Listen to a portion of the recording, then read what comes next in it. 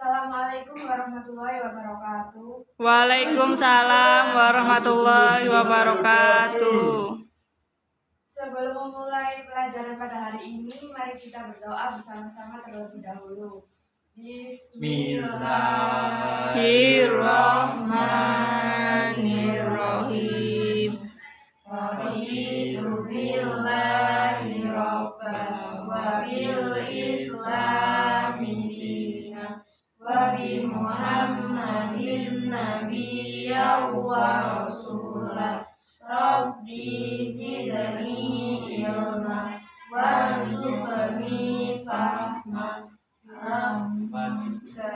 arhamar rahimin.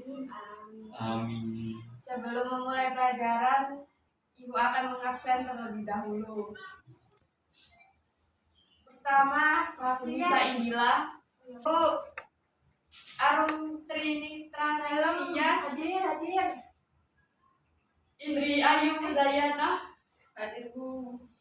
Ilyas Pratama, Hadir Bu. Eklis Adiba, izin Bu. Ulas materi pertemuan kemarin yakni meyakini kitab Allah. Untuk pertemuan kali ini akan membahas materi tentang iman kepada qada, qadar, dan takdir.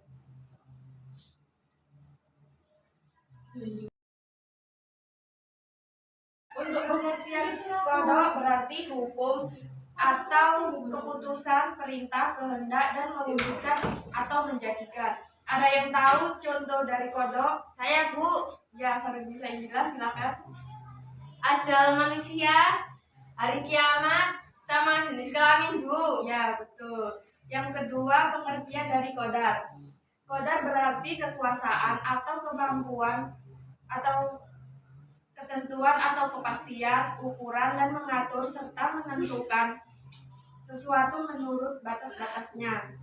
Contohnya yaitu apabila seseorang menginginkan sesuatu rezeki yang melimpah atau yang banyak dan berkah, maka seseorang itu perlu untuk berusaha secara bersungguh-sungguh yang diiringi dengan berdoa, lalu berikhtiar dan bertawakal kepada Allah Subhanahu wa taala. Yang selanjutnya yaitu takdir. Takdir adalah ketentuan Allah Subhanahu wa taala sejak dahulu kala atas segala sesuatu yang pasti akan terjadi sesuai dengan ilmu dan kehendaknya. Macam-macam takdir yaitu yang pertama mubrom, takdir yang terjadi pada diri manusia dan tidak dapat diusahakan. Yang kedua takdir mu'alaq, yaitu takdir yang erat kaitannya dengan ikhtiar manusia. Dijelaskan pada surat At-Taubah ayat 51.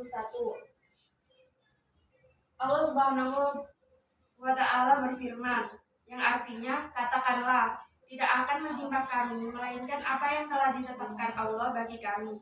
Dialah pelindung kami dan hanya kepada Allah bertakwalah orang-orang yang beriman. Selanjutnya, hikmah beriman kepada qada dan qadar.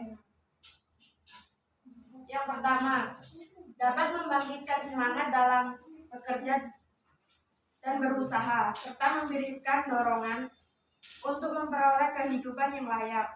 Yang kedua, tidak berbuat sombong atau takabur, karena ia yakin kemampuan manusia sangat terbatas dari kemampuan Allah Subhanahu wa taala.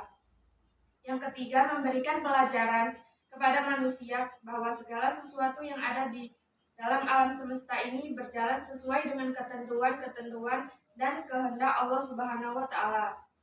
Yang keempat, mempunyai keberanian dan ketabahan dalam setiap usaha serta tidak takut menghadapi resiko karena ia yakin bahwa semua itu tidak terlepas dari takdir Allah Subhanahu wa taala. Dan yang terakhir, selalu merasa rela menerima setiap apa yang terjadi pada dirinya karena ia mengerti bahwa semua berasal dari Allah Subhanahu wa taala dan akan kembali kepadanya. Berikut ini adalah ayat yang menjelaskan tentang iman kepada takdir. Ada yang bisa membantu Ibu membacakan ayat ini? Saya, Bu. Ya, silakan Ibu. A'udzubillahi minasyaitonirrajim. Bismillahirrahmanirrahim.